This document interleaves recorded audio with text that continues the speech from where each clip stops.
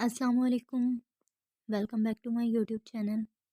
آج کی ویڈیو میں آپ کو سکھاؤں گی کہ اردو میں آپ لام کس طرح سے لکھ سکتے ہیں۔ یہ دیکھیں، میرے دھیان سے آپ نے ویڈیو کو دیکھنا ہے۔ یہ پہلے سیدھا الف کی طرح بنانا ہے اور پھر یہاں سے ایسے یہ گول کیا اور یہ اس کی شیپ ہے، ٹھیک ہے۔ پہلے سیدھا الف کی طرح، پھر یہ گول۔ اب آپ نے دھیان سے دیکھنا ہے کس طرح سے بنانا ہے۔ یہ دیکھیں ایسے، اور پھر یہ، ٹھیک ہے۔ یہ میں نے آپ کو بتانے کے لیے بنایا تھا، اس لیے یہ تھوڑا چوڑا بن گیا، لیکن جب آپ دوبارہ سے بنائیں گے نا تو وہ اس طرح کی شیپ آئے گی، ٹھیک ہے۔ یہ دیکھیں، یہ پہلے سیدھا ہے، پھر یہاں سے یہ اس طرح سے گول لام۔ ایک بار پھر سے دیکھیں میرے ساتھ لام کیسے، یہ دیکھیں سیدھی لائن اور پھر یہ،